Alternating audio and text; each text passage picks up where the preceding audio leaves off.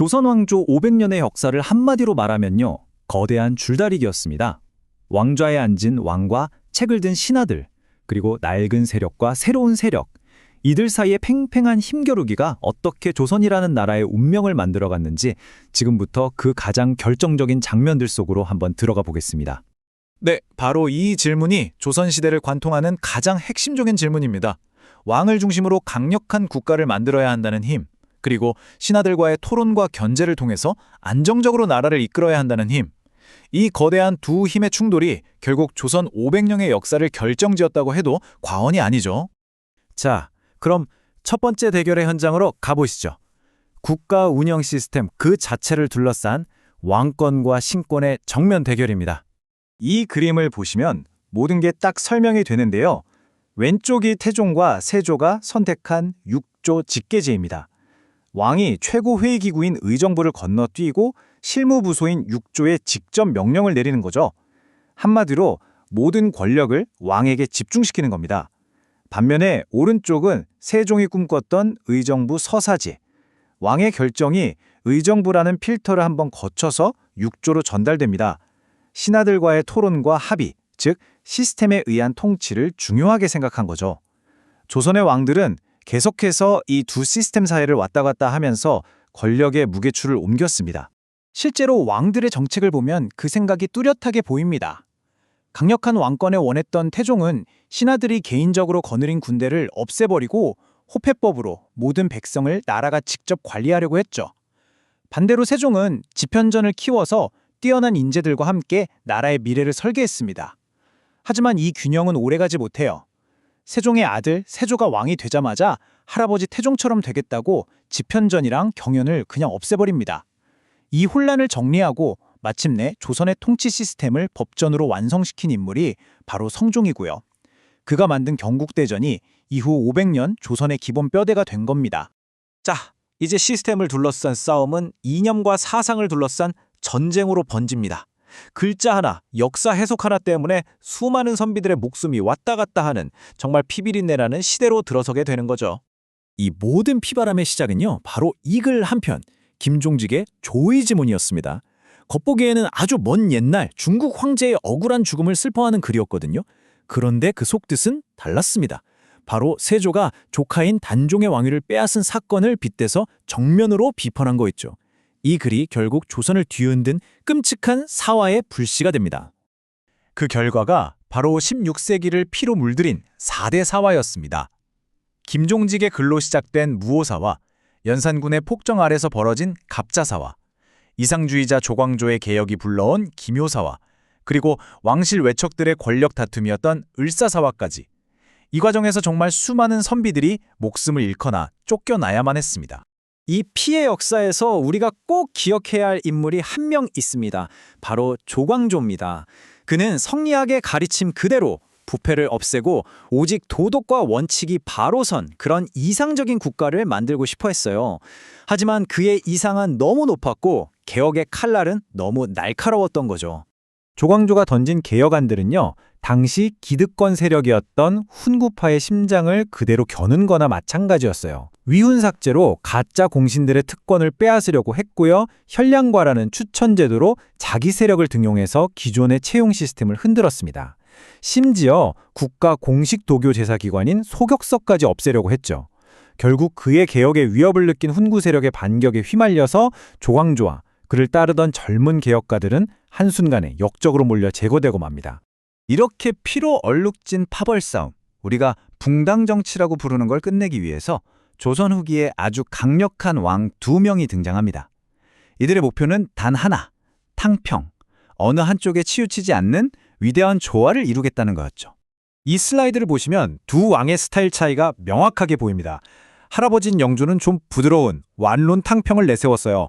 말 그대로 각 붕당의 온건파들을 골고루 등용해서 갈등을 중재하는 방식이었죠. 반면에 손자인 정조는 달랐습니다. 준론탕평, 그러니까 옳고 그름을 아주 명확하게 가리는 방식이었죠. 자신의 개혁에 동의하면 누구든 등용했지만 반대하는 세력은 가차없이 억눌렀습니다.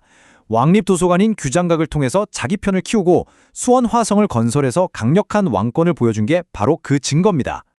자, 이제 정치 얘기는 잠시 접어두고 경제로 한번 눈을 돌려볼까요? 조선 후기에 나라의 근간을 흔들던 세금 문제를 해결하기 위해서 정말 획기적인 개혁이 시작됩니다.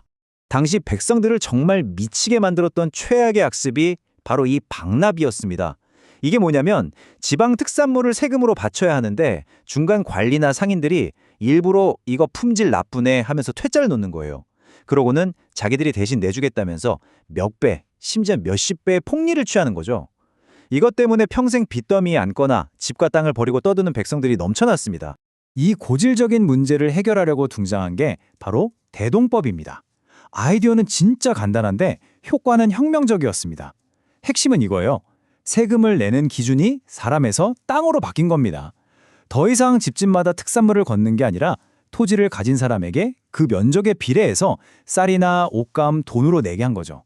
덕분에 땅 없는 가난한 농민의 부담은 확 줄고 땅 많은 양반지주들이 더 많은 세금을 내는 구조가 만들어진 겁니다. 그런데 이 대동법이요, 정말 예상치도 못한 나비 효과를 가져옵니다. 바로 공인이라는 새로운 상인계층의 탄생이죠.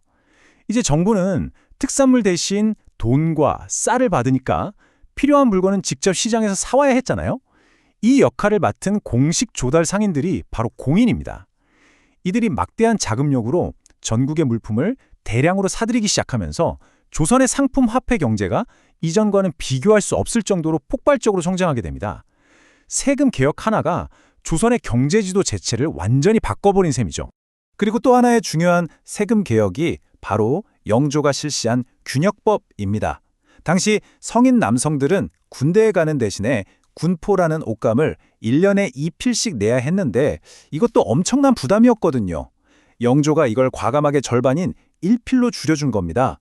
그럼 부족해진 세수는 어떻게 했냐고요? 일부 상류층에게 추가로 세금을 걷어서 메웠죠. 이런 정치적, 경제적 혼란 속에서 이대로는 진짜 안 된다는 목소리가 터져나오기 시작해요. 공허한 이론 말고 진짜 현실의 문제를 해결하자는 새로운 학문, 바로 실학이 등장한 겁니다. 실학은 크게 두 갈래로 나뉘었다고 보시면 돼요. 먼저 땅의 문제를 해결해야 나라가 바로 선다고 본 중농학파, 정약용, 이익 같은 학자들이 대표적이고요. 다른 한쪽에는 상공업을 발전시키고 청나라의 발전된 기술을 받아들여서 부자 나라를 만들어야 한다고 주장한 중상학파가 있었습니다. 박지원, 박제가 같은 분들이 여기에 속하죠. 여기서 진짜 재밌는 지점이 하나 있습니다. 이 슬라이드를 한번 보시죠. 똑같이 한전론이라는 이름을 썼는데 내용을 뜯어보면 완전히 정반대예요. 중농학파 이익은 가난한 농민이 최소한의 생계용 토지, 영업전만큼은 절대 못 팔게 막는 하한선을 만들자고 했어요. 반면에 중상학파 박지원은 부자들이 너무 많은 땅을 독점하지 못하게 소유의 상한선을 만들자고 주장했죠. 같은 토지 문제를 놓고도 이렇게나 다른 해법을 내놓았던 겁니다. 실학자들의 아이디어는요, 가끔 시대를 정말 훌쩍 뛰어넘을 때가 있었어요. 실학을 집대성한 정약용은 여전론이라는 아주 파격적인 제안을 하는데요. 한 마을의 토지를 전부 공동으로 소유하고 다 같이 농사를 지은 다음에 일한 만큼 수확물을 나눠 갖자는 거예요. 이건 뭐 거의 공동농장 같은 개념인데 당시로서는 정말 상상도 할 수 없는 급진적인 개혁안이었습니다. 자, 이렇게 조선은 500년 내내 끊임없이 안에서 싸우고 또 그 문제를 해결하기 위해 스스로를 개혁하려는 치열한 노력을 멈추지 않았습니다. 심지어 시대를 앞서간 사상가들이 나라를 구할 청사진을 제시하기도 했죠. 그런데 말이죠. 이토록 역동적인 내부의 힘을 가졌던 조선이 왜 거대한 외부 세계의 파도 앞에서는 그렇게 힘없이 흔들려야만 했을까요? 어쩌면 그 답은 오늘 우리가 함께 살펴본 조선의 기나긴 줄다리기 그 자체에 숨어 있는지도 모르겠습니다.